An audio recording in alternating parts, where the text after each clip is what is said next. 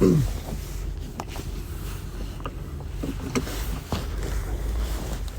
right, shalom, shalom. First and foremost, I'd like to give all the honor, the praise, and glory unto Yahweh, Bahashem, Yahushua, Bahashem, Rahakodash. Double honors to the elders and apostles of Great Millstone who rule well.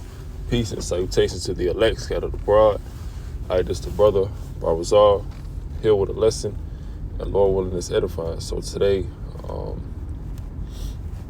I just wanted to get into a topic through the Spirit, going into the chariots, how the elect, will be delivered, right? And what's going to happen when eventually when the elect is saved, right? Just pretty much going into the salvation and who's coming, to deliver the elect.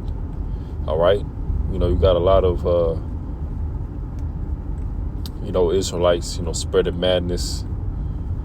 Okay, spreading false doctrine. You got those who's preaching, the second Exodus, deliverance, or if you could even call it that,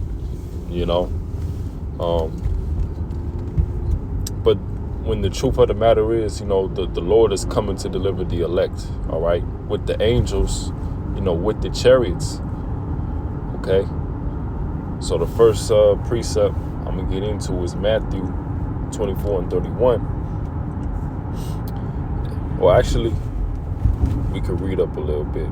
Verse 29. Immediately after the tribulation of those days shall the sun be darkened, and the moon shall not give her light, and the stars shall fall from heaven, and the powers of the heavens shall be shaken, and then shall appear the sign of the Son of Man in heaven, and then shall all the tribes of the earth mourn, and they shall see the Son of Man coming in the clouds of heaven with power and great glory.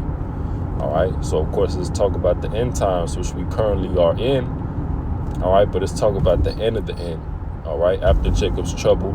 All right, after the tribulation. All right, when the missiles is shot, all right, getting ready to be shot, Yahweh Shai is going to come back and make his return. All right, through what? The chariots, they're also known as clouds throughout the scriptures, right? It says, shall see the Son of Man, Yahweh Shai, coming in the clouds of heaven with power and great glory. All right, and hey, the chariots are powerful, man. All right, they're also known as the so-called, UFOs. Okay, and these, the chariots are ultimately the vehicles of the Lord. All right, the Lord don't need a steering wheel, a gas pedal. The chariots don't need fuel. All right, they pretty much go at super hypersonic speeds, right? Speeds that we can't even fathom, right? And they're going to be coming down to beam up the elect. All right, and we're going to get that. All right, but to keep reading, verse 31, and he shall send his angels with a great sound of a trumpet, and they shall gather together his elect from the four winds, from one end of heaven to the other. You see? So it's going to be an elect scattered throughout the four corners of the earth. Okay?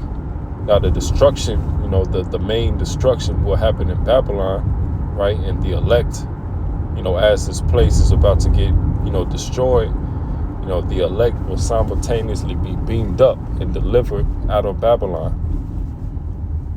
Okay?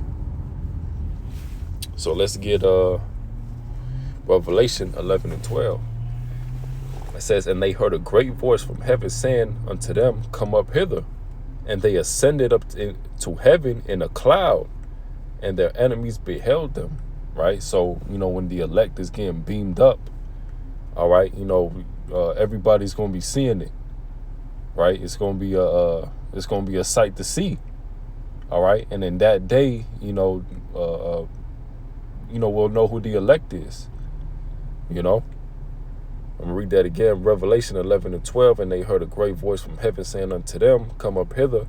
And they ascended up to heaven in a cloud, and their enemies beheld them. Right?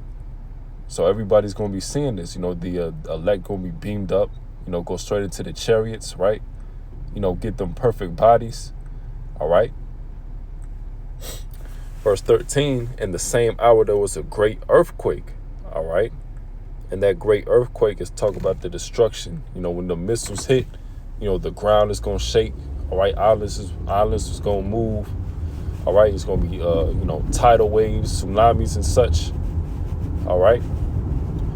Verse 13, in the same hour, there was a great earthquake, and the 10th part of the city fell, all right, going into Babylon, all right, and in the earthquake were slain of men 7,000, going into completion, and the remnant were affrighted and gave glory to Yahweh of heaven. So, while this place is ultimately getting destroyed, the elect is going to see that, and give praise and glory and honor to Yahweh Bashim Yahushua, man.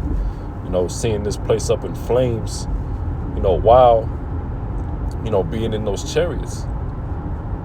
Okay.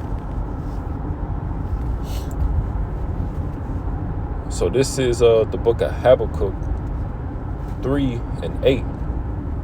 It says, was the Lord displeased against the rivers? Was thine anger against the rivers? Was thy wrath against the sea, that thou didst ride upon thine horses and thy chariots of salvation? You see? So this is going into, the type of power that the chariots is going to have, going into, the type of destruction, because, we know that the chariots is going to shoot, lasers. All right. When the chariots come down, all right, the water is going to move, right? Tidal waves, tsunamis and such, all right? And Habakkuk is looking at it like, is the Lord, mad at the sea, mad at the waters? Because that's the type of power that's, the chariots have, okay?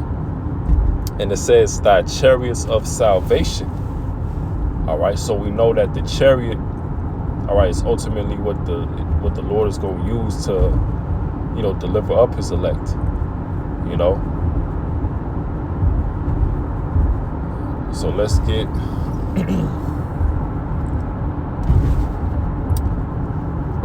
Revelation 6:2. Okay, so this is well, we can start at verse 1. And I saw the Lamb open one of the seals, and I heard as it were the noise of thunder, and one of the four beasts saying, come and see. And I saw, and behold, a white horse. All right, this is going into a chariot. All right, white going into, of course, the purity, and horse going into the power. Okay, verse 2, and I saw, and behold, a white horse, and he sat on him and had a bow, and a crown was given unto him, and he went forth conquering and to conquer. Yeah, the crown representing, the Lord coming to conquer these different nations. All right, he's gonna, the Lord is gonna have, many crowns, that symbolizes him, coming down and conquering, right? Because, hey, the Lord is coming down to, to make war, all right, ultimately to establish, that righteous kingdom, all right? And for that righteous kingdom to be established, the judgment is going to have to come forth, all right, through the missiles, all right, through the Lord coming with the chariots, all right?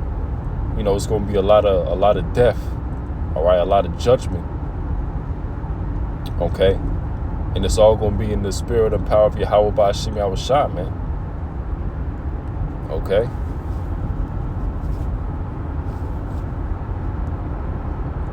So this is the book of Revelation 19:11. Also going into the, the white horse. All right. Revelation 19:11. And I saw heaven open, and behold, a white horse. All right. And he that sat upon him was called Faithful and True. Is going into Yahushua, another title for Yahushua is also, faithful and true, Okay? And in righteousness he doth judge and make war. All right? So the Lord is coming to make war upon the wicked. Okay? And, the wicked, and the heathens, they're going to do whatever they can to fight against the Lord. All right?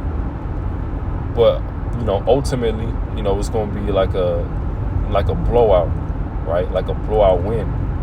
All right? It's going to be like and they won't be able to touch the Lord. They ain't going to be able to do any type of damage. Okay? Because at that point, the Lord is going to show his power. All right? With the angels, with the elect, because the elect going to have that spiritual power as well. Okay? So I'm going to read that again, Revelation 19:11. And I saw heaven opened, all right? Because, the Lord is coming from the sky, right? And I saw heaven open, and behold, a white horse. And he that... Salakia, there was a disturbance. I'm going to just read the scripture once again, and then, I'm going to close it out. So, Revelation 19:11, and I saw heaven open, all right? Because the Lord is coming from the sky, okay? Through, chariots, the clouds is going to open, right? And I saw heaven open, and behold, a white horse going into the chariot. And he that sat upon him was called Faithful and True, and in righteousness he doth judge and make war. It says his eyes were as a flame of fire, on his head were many crowns. All right, and that represents the Lord, conquering these different nations. He's going to have many crowns, and he had a name written that no man knew but he himself. And he was clothed with a vesture dipped in blood, and his name was called the Word of Yahweh, which Yahweh Shai is also known as the Word, right? And that blood, the vesture dipped in blood, all right, that's going to represent, the destruction of these nations, the death that these nations is going to get, all right, that the wicked is going to get. Okay, but with that, I'm gonna just end it with that. So with that, I'm gonna give all the praise and glory unto Yahweh by Hashem, Yahweh Shai by Hashem, Baruch HaKodesh. So one.